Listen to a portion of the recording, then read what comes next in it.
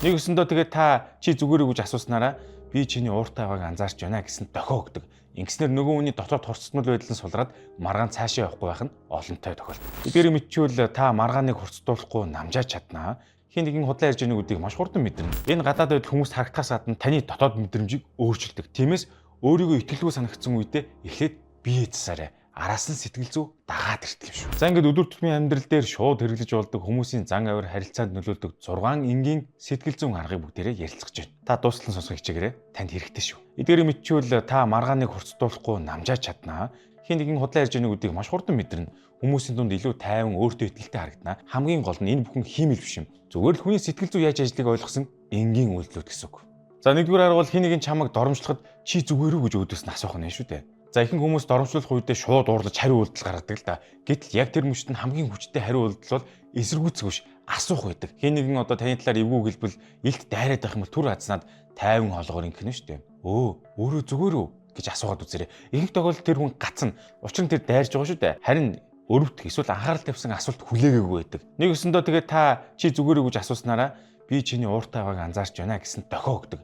Ингэснээр нөгөө хүний дотоод хорцтмол байдлын сулраад маргаан цаашаа явахгүй байх нь олонтой тохиолддог. Хоёрдугаар арга нь бол хин нэгнийг худлаа ярьж гэнэ гэж бодох юм бол зүгээр л чимээгүй байгаарай. Худлаа ярьж байгааг нь анзаархад шууд барьж аваад дайрмар санагддаг л дотор чинь тэгж байгаа. Гэхдээ бодит байдал дээр хамгийн үр дүнтэй арга нь эсэргээрээ чимээгүй байх юм. Хин нэгэн ямар нэг юм яриад байхад та тэр үнийг худлаа ярьж гэнэ гэж эргэлзэж сэжиглэж байх юм бол асуулт бүүн юм. Маргаан бүү үсэг. Зүгээр л чимээгүй сонсоод нүдрүү нь хар. Ийм үед хүмүүс өөрсдөө эвгүй байдалд орж илүү их юм ярьж эхэлдэг. Яриагаа үргэлжлүүлэх тусам алдаа нь ил гараад идэг. Заримдаа нэг ч үг хэлэхгүй байх нь 10 өгүүлбээс илүү дарамт үүсгдэг гэдгийг та бүхэн санаарай. За ингээд та түрхэн зурааснараа танд нэгэн сайтыг танилцуулъя. Энэ бол задлан цэг хэмээн сайт байна. За энэ сайт нь ямар учиртай вэ гэхээр ийм 4 төрлийн хичээл байгаа. За эхний хичээл нь YouTube Secrets House буюу та YouTube руу YouTube-ийн тухай бүхнийг мэдмээр ивэл маш дэлгэрэнгүй бүрэн цогц 13 бүлгээс бүрдсэн 50 гаруй хичээл байгаа. Үнэхээр сонирхолтой. За дараагийн 2 дахь хичээл бол камерын өмнө өөрийгөө харуулах хичээл байгаа. Мэдээж та YouTube хийж байгаа бол камерын өмнө чөлөөтэй ярьж сурах хэрэгтэй шүү дээ. Тэгэхээр энэ 4 бүлэг хичээл дээр бол бүх арга техник дасгал гээд маш хэрэгтэй зүйлийг багтаасан бөгөөд та бол шууд өөрийгөө нээж бусдын өмнө итгэлтэй ярьдаг болно. За удаа хичээл нь бол thumbnail master class байгаа маа. Мэдээж хэрэг та видео хийлээ гэж бодоход хүнд үзүүлэхэд бол thumbnail буюу түлхүүр зураг маш сайн хийж сурах хэрэгтэй байгаа. Үүнд мэргэжлийн програм гэхүүр маш энгийнээр дизайны үндсэн элементүүдийг ойлгоод хэрхэн сайн thumbnail хийхийг заасан байгаа. Thumbnail сайн байж л хүмүүс таны видеог үзэн шүү дээ. За дараагийн хичээл нь эвлүүлгийн урлаг байгаа. Энэ нэг бүлэг эвлүүлгийн хичээл дээр бол Adobe Premiere Pro програм дээр хэрхэн эвлүүлгийн үндсийг ойлгож, дүрсээ цэвэрлж, дууныхаа хэмнэлт тааруулан өнгө тавьж, гайхалтай видео эвлүүлэг хэрхэн гаргах талаар заасан анх шатны хүмүүс зориулсан ийм хичээл байгаа. Тэгэхээр та бүхэн энэ 4 хичээлийг задлан цэг хэмээн сайтаас үзэж болох нь байна. Мэдээж хэрэг үнэн хямдарсан байгаа шүү. За одоо та ингээд контент өргөжлөлийг үзээрэй. 3 дугаар арга бол маргааны үед дуугаа өндөрсгөх хэрэг байхгүй. Маргаан болгонд ялах гэж оролдвол та ерөөсөө хожихгүй шүү дээ. Харин 50 байж чадвал хүмүүс таны үгийг сонсож эхэлдэг.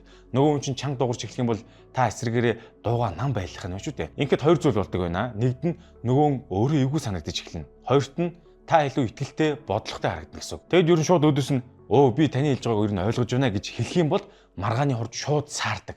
50 байна гэдэг нь сул дорой гэсэн үг шүү. Харин нөхцөл байдлыг удирдах чаддаг хүний шинж байгаа. За 4 дугаар арга нь бол биеийн барилга гамаа. Ихэнх хүн сэтгэл зүй гэдэг зөвхөн хүний толгой тархинд оршдгоо гэж ойлгодог. Гэтэл биеийн барилч гэсэн тархинд шууд нөлөөлт юм байна.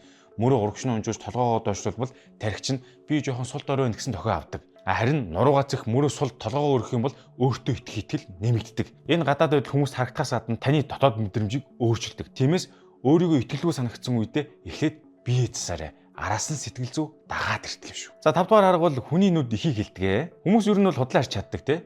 Гэхдээ биеийн жижиг дохиог удирдахад маш хэцүү байдаг. Ялангуяа нүд. Хин нэгэнтэй ярилцаж байхад сэтгэл нь хөдөлж ивэл сонирхолтой байвал дурдж тогтолж ивэл ихэнхдээ нүд нь арай томорч харагддаг.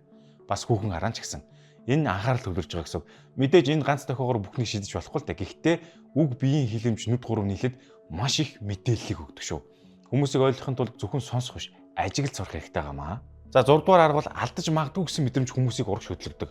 Хүмүүс ямар нэгэн зүйл алдахгүй гэдгээс их айдаг л да. Үүнийг сэтгэл зүй дээр одоо FOMO гэж нэрлэдэг тий. Fear of missing out гэсэн үгний товчлж шүү дээ. За жишээ нь ингэх нь байна л да. Одоо амжихгүй дараа гэж байхгүй шүү.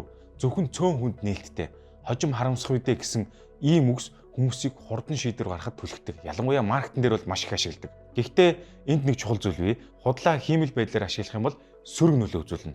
үнэхээр үн цэнтэй зүйл дээр л үнэн мэдээлэлтэйгээр ашиглавал маш хүчтэй ажилтдаг гэдгийг та бүхэн санаарай. За тэгэхээр эдгээр 6 арга бол номын тийм онол мол биш шээ. Тусгай авьяас шаардсан зүйл биш. Зүгээр л өдөр тутамдаа туршаад үзэхэд хангалттай зүйлс байгаа. Хамгийн чухал нь нэг ч гэсэн бодит амьдрал дээр хэрэгжүүлж үзэх нь үнэхээр чухал байгаа. Тэгэхээр та бүхэн өөрөө ямар арга хэрэглэдэг вэ? Ямар бие хэмжүүдийг ашигладаг вэ? Хүмүүсийг яаж ажиглаж байсан бэ? Тэр төгөөдөө комент хэсэгт бичээрэй. Биднээс уншия л та. Ингээд манай сувгийг subscribe хийхээ бүү мартаарай. Дараагийн удаа илүү сонирхолтой сэдвээр уулзъя. Тун утгагүй.